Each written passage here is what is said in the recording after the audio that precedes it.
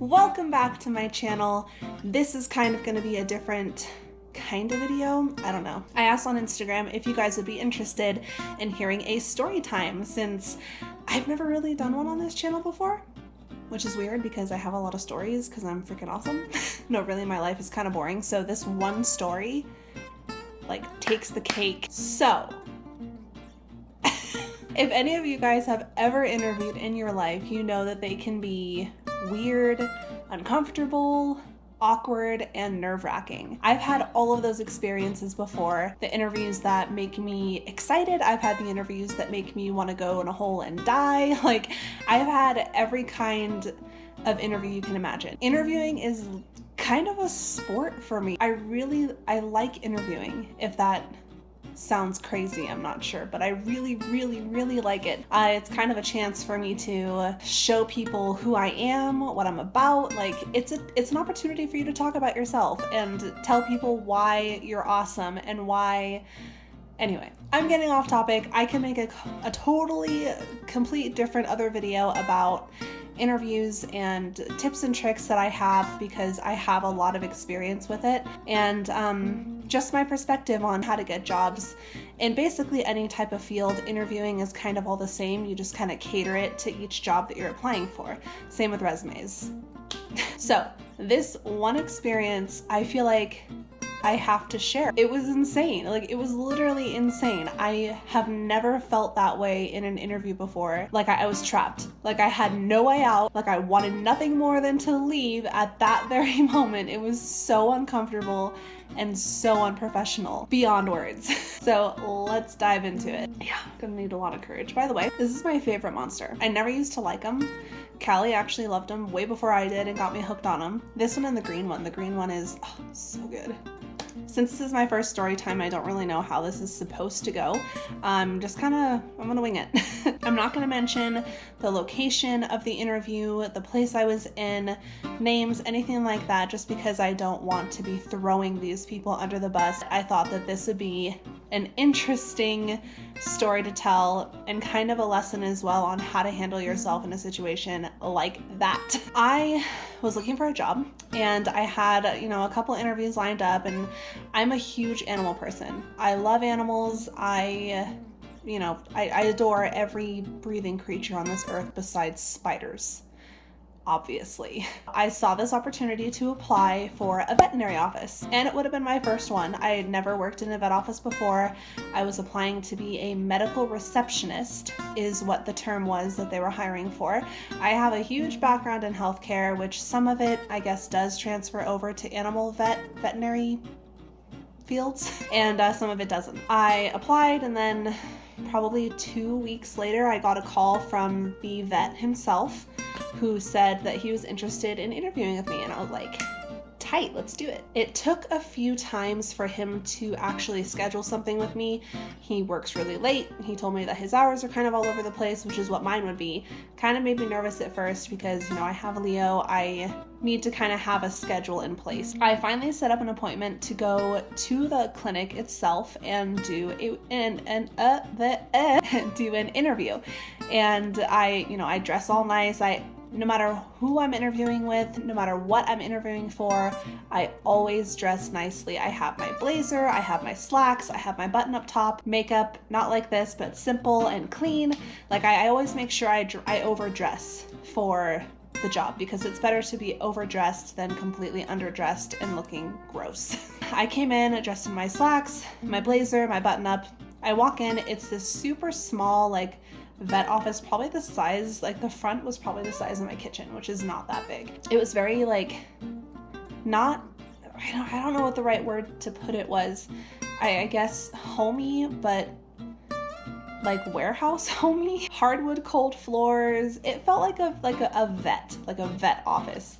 Cold, smelled like dog, which is fine. I mean, it's a vet office. It's not supposed to smell super nice. The walls were white and cracked and kind of dirty. It gave me that vibe. So right off the bat, I was like, oh, okay, this is fine. I'm probably going to end up wearing scrubs or something like that. And I walk up, I meet the front desk receptionist, and that's who I would be replacing. The receptionist, medical receptionist, kind of the same thing. So I walk in and, you know, I say hello, she says hi, and I get to meet the vet.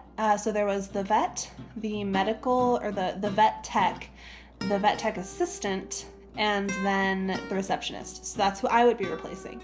And so I meet all of them. The vet comes out. He's, you know, very, very sweet. And then I met the vet assistant, vet tech, and she was very nice as well. The vet tech assistant was an older woman. She kind of did more of the prescription refills and that kind of thing. And then the receptionist, who was also nice. Everybody was dressed in scrubs, so they were like, oh, why don't you take one of the loaner scrubs? And they gave me this like bright long sleeve neon blue and pink floral, I don't know what it was. It was so ugly. Oh my god. That's not even, that's completely mute compared to the rest of the story. It starts off fine. The receptionist is showing me all around the little tiny office, all the files, all of the animal files, owner files, how to answer the phone. You know, people are coming in and checking in their dogs, and I'm greeting the dogs. You know, it was fine in the beginning. Like, it felt like a normal office. The vet told me that because it is such a small office, that everybody does everything. And by that, I thought he meant, you know, I'd go in the back and I'd help clean out the kennels. I would answer the phones. I would organize files, and they would help with my job too. Like, they would come answer the phones. Like, everybody kind of pitched in. That was my understanding. That's not what he meant. As the day was going, there was this big dog that came in. I forget the dog. I think it was Izzy, the dog. It had like, you know, something was off with him. So they brought him in the back, and he was a very excited dog, like very nervous and anxious and very loud. So they had to sedate him. And, you know, that's fine. You have to sedate him. He was getting some dental work done. You know, that type of fun stuff that everybody loves. I hate the dentist. I was like in the front, and the receptionist went back there to help them because she wants to go to school to be a veterinary tech. So she wants to go to school for this, which is awesome. I think that's great. So I totally understood that she was going back to help. All of a sudden, they call my name, and I'm brought to the back, and they have me holding this cat, sticking a thermometer up its butt, and like doing all of these things that I didn't know how to do. It was just insane. I was like holding, and then I was holding this big dog, and they were putting an IV in it, and blood was going everywhere, and it was just like, I was literally just sitting there holding, like, I didn't know what to do. And that's not even the worst part. Despite the fact that I had to stick a thermometer up a cat's butt and have blood spray on me from an IV of a very large dog, the vet was also eating crackers and cheese in the room that they were doing the stuff. So it was like, that was another thing that was very strange for me, was the lack of organization. They just kind of used me and threw me into every direction, which, you know, it can be like that sometimes. You know, I can completely understand that vet offices can get crazy. They can get very busy, and everybody kind of chips in, but I was not made aware that I would be helping with that type of stuff. I thought I was just helping with the reception portion, answering the phones, organizing the files, which I did a little bit of after this next part. We both come back, me and the receptionist that's kind of showing me around, we both come back to the front desk. I'm just like, I was like excited at the same time because I had never done something like that before, and I was really surprised that I didn't pass out watching this IV go straight into a dog's vein, but whatever. She's kind of showing me this stuff. She had me start to organize files, and I was like, okay, cool, like I can do that. That's totally fine. So I was organizing the files and everything, and she pulls out her phone. She's looking through her phone, and she starts laughing, and I'm like, oh, what's funny? And she's like, oh, I had my birthday this last weekend, and I want to show the vet tech assistant my pictures. And I was like, oh yeah, okay, cool, I'll do this. And so I kept organizing the files. She disappeared in the back for a little bit. Mind you, this is a really small vet office. So it's like the front desk, and then operation room, vet visit room, and then another room. So it's all like, you can hear everything. One door separates everything. She goes in the back, and then all of a sudden, I hear yelling. What the F-bombs and B words, and I can't say these words on YouTube because I don't want to get people in trouble. And I was like organizing my files. I was like, oh my god. And the receptionist all of a sudden yells, "I'm effing done with this. Like, I'm quitting. I'm walking out right now." And I just stood there like froze. I froze. I literally froze at the front, and nobody else was there. Like, no patients, thank God, were in the waiting room. Nobody was there. And she just started going off. And then I see her like storm out and grab her stuff. She's like, "I'm done putting up with this shit. Like, I'm done. You're ridiculous. This is bullshit." And then she like storms out, doesn't say a word to me. And I'm just standing there with files in my hands, just like, oh, this is so awkward. And the vet comes like running out and screams her name and says, "If you go through those doors right now, you're never coming the F back." And I'm still just standing there, just like, what do I do? I've never been in that position before. The receptionist, the vet were just going at it, dude. They were just like, there was no boundary. There was no boundary between personal issues, physical issues, professional issues. Like, everything was just out the door. Nobody cared. Free for all, like, let's say whatever we want to say in the parking lot where people are parking to come into the vet office, but then turn around and decide to leave. And here's me just sitting here like, what do I do? Do I stay? Do I contribute? Do I start cussing too? Do I leave? I wanted to leave. Trust me, I wanted to leave at that very moment, but my stuff was in the back where the vet tech and the vet tech assistant were still there listening to those two out in the parking lot screaming at each other. Mind you, this is a working interview. I am interviewing for this position, and they are just going ham outside in the parking lot. Who thinks that that's a professional thing to do? They go at it for about 20 minutes outside. And at that point, I turned around and I was just looking at them like, okay, this is happening for 20 minutes. So I'm just gonna sit here and watch it happen for 20 minutes. So I'm sitting there, standing actually, still with the same files in my hand, just like, well, this is awful. I hate this. And then all of a sudden, I hear the vet tech. She says, "Oh, hell no. I'm gonna go out there and put a stop to this." And she like storms out, still doesn't say anything to me. Nobody at this point has said a single word to me. Ever since this whole yelling thing started, nobody says a single thing like, "Oh, excuse me," or "Oh, sorry," or "Oh, let me go take care of this." Nope, just walk right past me like I'm some coat hanger just standing there. And so she goes out there and starts screaming, contributing to the loudness, and escalates the situation. And from what I could gather, the receptionist was saying something like, "I can't take this anymore," and was like pointing fingers and dropping bombs and, you know, all that crazy stuff. And I'm still sitting there just waiting for some natural disaster to happen so I could just end it all. And then the vet says, "You need to go back inside," sends the vet tech back inside. She very aggressively swings the door open. It smacks the wall, cracks the window. She goes bend the back. Still doesn't say a single word to me. So I'm still standing there, obviously. The receptionist and the vet are still out in the parking lot. He says something along the lines of, "If you leave, you are not welcome back here anymore." And she says, "Fine, F you," and storms off. The vet comes back inside, still does not say one single word to me. I'm thinking, well, it would be great if I just had a heart attack right now and collapsed to the floor and got carried away in an ambulance, because at this moment, that's the only way I'm gonna get out of here. It was about 12, and I started at 9:30.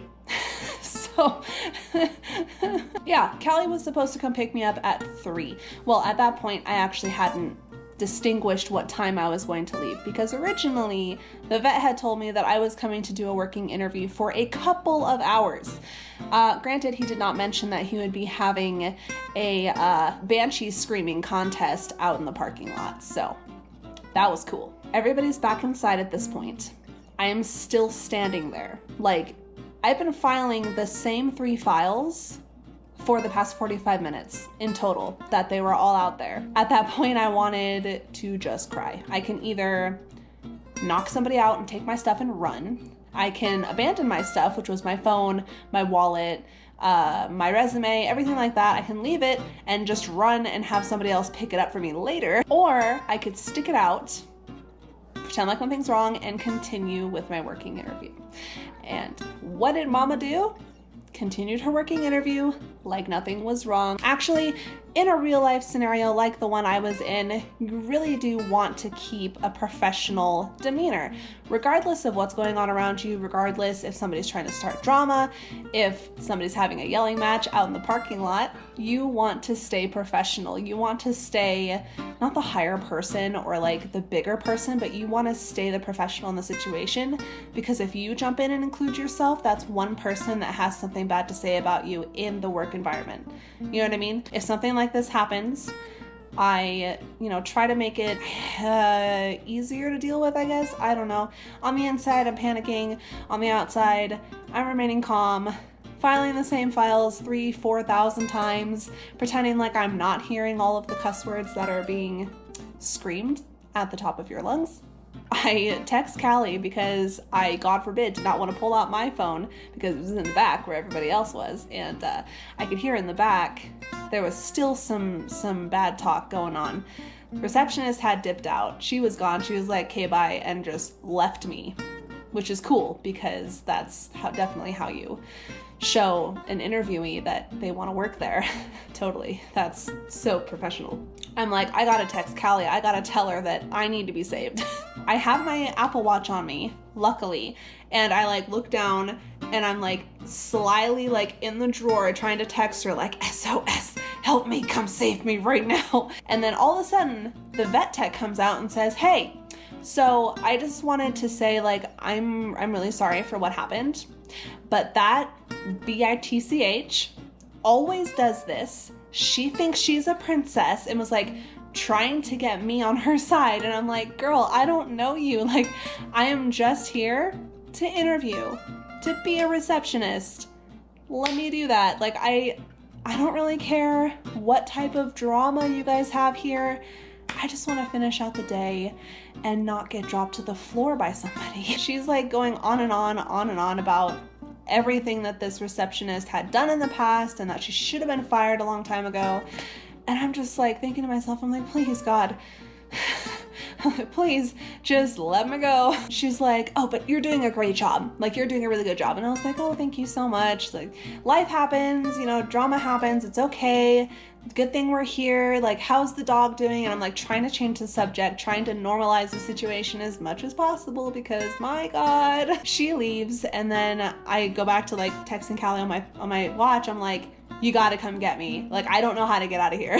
Poked my head in, and the vet had this like cat completely cut and wide open, like doing a whatever. And I was like, "Oh my God, I'm so sorry, but what time do you need me to stay until? Because I gotta go pick up my son and I don't really want to be here because I'm really scared." And he was like, "Oh yeah, like what time do you need to leave?" And I like pretending like nothing was wrong. Like, he didn't just go out there and do all that. And I was like, "Oh, well, 3 would be great." And so he's like, "Oh yeah, totally. Yeah, that's fine." So I'm sitting there, I'm organizing files. It's finally like died down a little bit. Then all of a sudden, I hear the vet tech back there running her mouth about the receptionist like she was doing to me. And she says, "You know what? I could just walk out too. Like, this place is bull." And I was like, "Oh God, come on. Like, just let me get through this so I can leave. And then you guys can do whatever the hell you want to do with each other. Like, you can scream at each other, but just don't include me. I'm still here." They didn't realize that I was still there. Within earshot, I could hear absolutely everything. Like, everything. And then I hear the vet say, "If you walk out of this, vet, I'm gonna report you for abandoning your position and endangering these animals." And I was like, wow. This is awful. This is not a place I want to work. Never. And I mean, interviews can go so many different ways. Like, that whole situation could have been handled much better. Like, in my own opinion, and this is all my own opinion, this is all my own experience, my own takeaway from this whole thing, but I mean, it could have been handled so differently and is so much more appropriately than it was. And that was, wow. They were going at it in the back. I was literally just sitting there counting the minutes until 3 o'clock. Finally, 3 o'clock comes around. I'm like celebrating in my head that I can go home and that was not my place of work, that I did not have to come back the next day, that, you know, that it wasn't my responsibility to continue working there. It was such a relief. But in the end, the vet did finally talk to me and say, look, I'm really sorry this happened. This doesn't normally happen, which is a lie because the vet tech assistant and the vet tech told me that that is a consistent thing that happens. You know, I'm not in a position to call somebody out on, oh, well, is this true? Is that true? Because honestly, it was an interview. I was there to see if it was going to work for me, and they were there to see if the position was going to, you know, suit them for me to have. So it was kind of like a two-way street. So the vet apologized for what happened, and, you know, I brushed it off because I didn't want to make it a bigger deal than it was. Because honestly, that was traumatic. I've never been in a position like that before, and I've interviewed a lot in my life. I've interviewed a lot. I've worked at a lot of different places.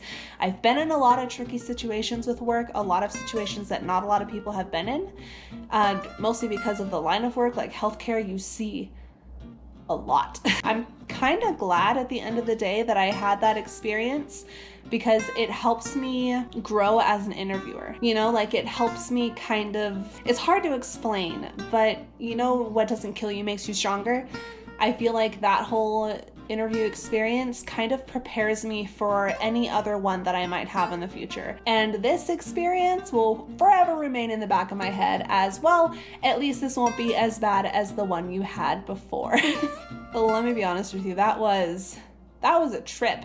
That was something I hope nobody ever has to go through. If you do happen to find yourself in a situation like that, maintain your composure. Be that person that's like, you know what, it's okay.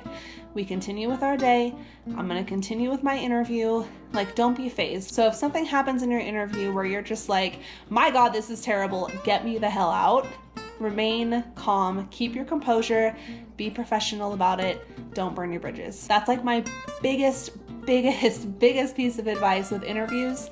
Don't burn your bridges. If it ends up not being the position for you, still be grateful for the experience, still be thankful, still thank them for allowing the opportunity for you to even go and meet them, because, you know, honestly, it's a 50-50 with how interviews go. It can go great and you could be a perfect match for them, or it could go the other way, where I was stuck, alone, scared. It was great. So that's my story. I ended up leaving at 3. Callie came and saved me, and I was so happy to be gone. They ended up actually offering me the job, which I'm not too surprised about since their receptionist kind of left.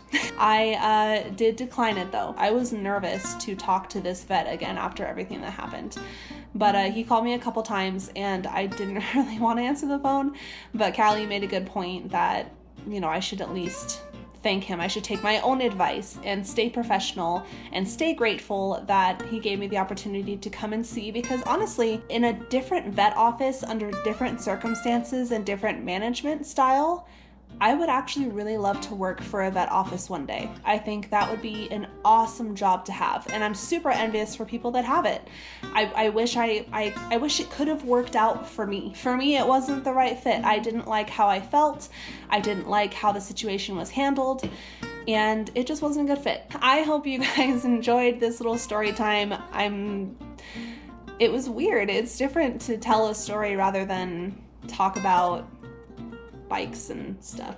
Thank you so much for watching. If you guys want more videos like this, and if I told a story well, probably not, but you know, it's worth a shot. But if you guys did like videos like this and you want to see more, you want to hear more stories about crazy stuff that I've been through, or anything really, just let me know. Comment down below, DM me on Instagram.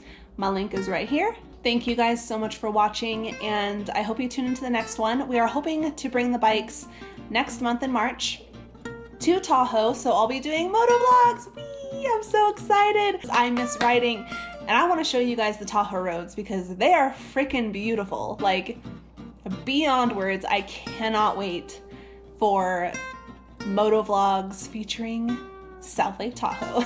Like right now we have a fake spring. Like it is 50 degrees, no snow, only snow on the mountains, beautiful weather down below in town. It's perfect for riding, and I don't have Coco here, so. But hopefully I do soon, and Callie and I can do moto vlogs, and the people that follow us can come ride with us, and we can do big fun moto vloggy stuff. Thank you guys for watching again, and I hope you have an awesome rest of your week. I'll see you guys in the next one. Bye!